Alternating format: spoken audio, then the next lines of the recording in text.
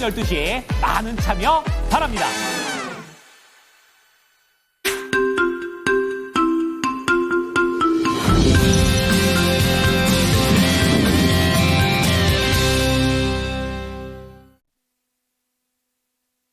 안녕하십니까. 모닝쇼 이건입니다. 뉴욕 증시 3대 지수 약세로 거래를 마쳤습니다.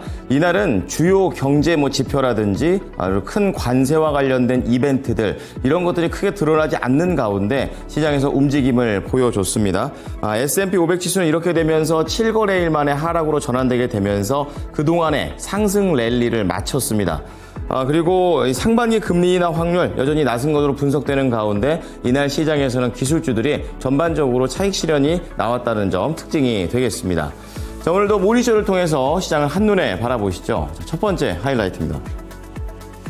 이날 연준 위원들의 발언들은 계속 됐는데요. 관세 정책과 관련해서 연준 위원들은 계속 걱정이 된다라는 톤으로 일관하고 있습니다. 금리 인하에 대한 그런 가능성들 이제는 8월을 지나 9월로 밀려버리는 그런 상황들이 나오게 되면서 스태그플레이션이라는 그런 경고 메시지들이 이날 시장에 나왔습니다. 자, 그런 가운데 이제 유럽 쪽에서도 트럼프 대통령과 푸틴 대통령의 휴전 합의와 관련해서 미뤄지게 되면서 이제 본격적으로 제재를 다시 한번 더 강하게 러시아를 옥죄는 모습들이 나오고 있고요. 이제 그런 가운데 시장에서는 이제 안전자산보다는 위험자산, 선호 현상이 떨어지게 되면서 금값이 올라갑니다. 지정학적인 리스크는 계속되고 있다는 관점입니다. 특징주 체크해 보겠습니다. 첫 번째는 이제 양자 컴퓨터에서 대표적인 종목 중에 하나 D-Wave 퀀텀이 되겠는데요. 이 차세대 양자 컴퓨터 시스템을 공식적으로 출시하게 되면서 이제는 기대감에서 조금씩 현실화되고 있다는 부분이 종목을 끌어올렸고요. 그리고 약간은 생경하실 수 있겠지만 포니 AI, 이 홍콩 쪽에서 나온 자율주행 기업이 되겠습니다. 다시 한번 이 로보택시와 관련된 긍정적인 모멘텀에 따라서 이날 급등을 했습니다. 자, 그런 가운데 택시주들은 대다수 상승하는 모습을 많이 보여줬었는데요. 미국에서의 새로운 코로나와 관련된 규제 지침이 강화되게 됐다는 점이 재료였습니다. 마지막으로 바이킹 홀딩스 보도록 하겠는데요. 지금 이 바이킹 홀딩스는 여행 쪽, 레저 쪽과 관련된 그런 종목이 되겠는데요. 예약률은 높은데 실질적으로 이 탑승률, 이 배를 만드는 그쪽이 되겠는데요. 승객수로 이어질까라는 그런 의문 속에서 급락했습니다. 자, 오른쪽으로 넘어와 보시면 오늘 모닝뉴스 준비되어 있는데요. HBM 쪽과 관련해서 이제 SK 하이닉스와 그리고 엔비디아 CEO와의 이런 관계가 더욱더 돈독해지고 있다는 점 수면 위로 올라왔습니다. 이런 것들이 긍정적인 재료가 되고 있고요. 그리고 개별적인 소식으로는 H에서 효성 첨단 소재가 되겠습니다. 이 타이어 스틸 코드 이 매각에 따른 입찰을 좀 진행한다는 내용에 따라서 변동성이 나왔습니다.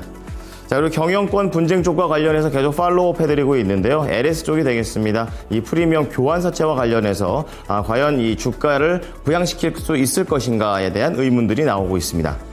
자, 밑으로 내려와 보시면 오늘 모닝 리포트인데요. 첫 번째는 미용 쪽에서 보톡스 휴젤이 되겠습니다. 목표 주가 올렸고요. 제목도 좋습니다. 국내외에서 모두 다 실적이 좋아지고 있고 또 새로운 물질과 관련해서는 가격 경쟁력이 좋다라는 긍정적인 전망입니다. 자, 두 번째는 SK 하이닉스 얘기가 다시 한 번 더 나오고 있는데요. HBM이라는 키워드를 선점한 이후에 그러한 효과를 톡톡히 보고 있는 상황입니다. 그리고 다 많은 지표에서 스스로를 좀 입증하고 있다는 좋은 내용들도 겹쳤습니다. 자, 마지막으로 동국제약 체크해 보겠습니다. 조금 화장품 쪽으로 보시면 되겠는데요. 1분기 실적도 긍정적이었고 뷰티 사업에 대한 고성장 계속해서 시장의 모멘텀이 되고 있습니다. 자, 뉴욕 증시 3대 지수, 다우지수, S&P 500 지수, 나스닥 지수 0.2, 0.3, 0.3 똑같이 이렇게 약보합 정도로 거래를 마쳤습니다. 그런 가운데 시장에 영향을 미쳤던 헤드라인 하나씩 체크해 보겠습니다. 자, 첫 번째는 연준 위원들의 발언들이 많이 나왔는데요. 이 트럼프 대통령의 관세 정책이 스태그플레이션의 우려를 키우고 있다라고 경고했습니다. 현지 시간으로 20일 알베르토 무살렘 세인트루이스의 어느 총재에 따르면 관세는 전반적으로 경제활동과 노동시장에 안 좋은 영향을 줄 것이다 라고 얘기를 하면서 12일 날 미중 무역 합의가 나왔음에도 불구하고 단기 전망에 상당한 영향을 미칠 수 있다라고 걱정했습니다. 자, 같은 날 베스 해맥 클리브랜드 어느 총재에 따르면 관세발 스태그플레이션 가능성이 있다고 본다라고 얘기를 하면서 이러한 상황이 통화 정책상 가장 어려운 과제다라고도 얘기했습니다. 자, 이렇게 전반적인 걱정2가 많이 나오는 가운데 시장에서도 금리 인하 기대는 점차 약화되고 있는데요. CME 패드워치에 따르면 6월 금리 동결 확률은 무려 95%, 7월 동결도 70%, 그리고 9월의 금리 인하 가능성은 15%에서 50%까지 올라갔습니다. 그래서 올 한 해로 보면 인하 횟수를 1회에서 많아야 2회 정도에 그칠 가능성이 60%까지 올라갔습니다. 자, 두 번째는 러우 전쟁과 관련된 추가적인 움직임입니다. 유럽 쪽에서 나온 건데요. EU와 영국이 신규 러시아 제재를 공식화했습니다. 트럼프 대통령과 푸틴 대통령이 통화에서 즉각적인 휴전 합의를 도출하지 못했기 때문에 이제 하루 만에 또 바로 이런 조처가 나옵니다. 세부적인 요소들을 핵심만 보면 이 서방이 시행 중인 러시아산 원유 가격 상한제를 회피하는 데 사용되는 이 러시아의 선박 네트워크를 제재하고, 그리고 러시아의 이 군인 쪽에 드론 무기 이런 것들을 지원하는 45개 이상의 기업과 개인들을 제재 대상에 올렸습니다.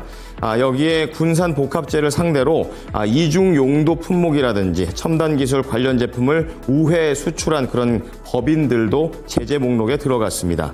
자, 이것들과 관련해 러시아 외무부 측에서는 이번 제재는 유럽이 우크라이나와의 직접적인 대화를 막으려고 하는 것이다 라고 비난했습니다. 안전자산 선호 현상이 더 높았던 간밤 분위기였었는데요. 금값이 1% 넘게 올랐습니다. 달러화가 약세를 보였고, 여기에 미국의 관세 정책과 러시아 전쟁과 관련해서 휴전 여부를 둘러싼 불확실성이 지속되면서 금 가격이 오른 겁니다. 현지 시간으로 20일 6월 인도분 금 선물은 전장 결제가 대비 1.4% 상승한 온스당 3,280달러로 거래가 됐고요. 달러화는 무디스의 100년 만에 이 국가 신용등급 하향 조정 여파에 따라 하락세를 이틀째 이어갑니다.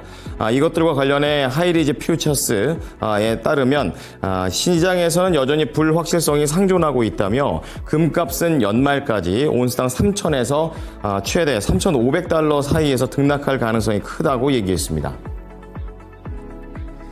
자, 이어서 특징주 체크해 보겠습니다. 양자 컴퓨터 쪽에서 D-Wave 퀀텀 보겠는데요. 이 어드밴티지 2라는 차세대 양자 컴퓨터 시스템을 공식 출시했습니다.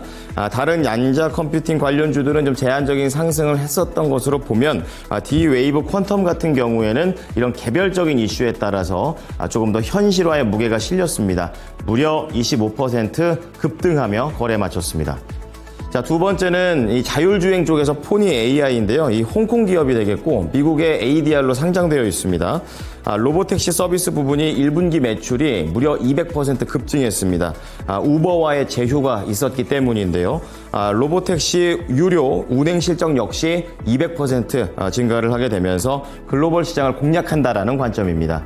자, 포니 AI 5.7% 강세 보이면서 거래를 마쳤습니다. 자, 다음은 좀 묶어서 볼 텐데요. 백신주들이 좋았습니다. 코로나 덕분이라고 할 수 있겠는데, 미국 FDA 쪽에서 이 코로나19 백신 부스터에 대해서 새로운 규제 지침을 발표했습니다. 이 새로운 규정 자체는 중증 위험도에 따라서 백신이 승인됐을 때 요구가 되는 증거 기준을 달리 적용한다. 즉 규제가 조금 더 강해질 수 있다라는 쪽으로 얘기가 되면서 강세를 띄었습니다. 대표적으로 모더나, 파이자 이런 종목들이 있는데요. 6.06% 오르면서 종가를 만들었습니다. 자, 마지막으로 이 바이킹 홀딩스 체크해 보겠습니다. 여행 레저 그리고 이런 선박과 관련된 여객선 그런 기업이 되겠는데요. 1분기 호실적을 냈지만 세부적으로 승객 수가 예상치를 크게 하회하는 모습을 보였습니다. 그러니까 예약률은 높은데 실질적으로 와서 배를 타냐, 여기에서 이제 시장은 물음표를 제기를 한 것인데요. 결국에 투자 심리가 그렇게 좋지는 않았습니다. 거의 5% 밀리면서 마감했습니다.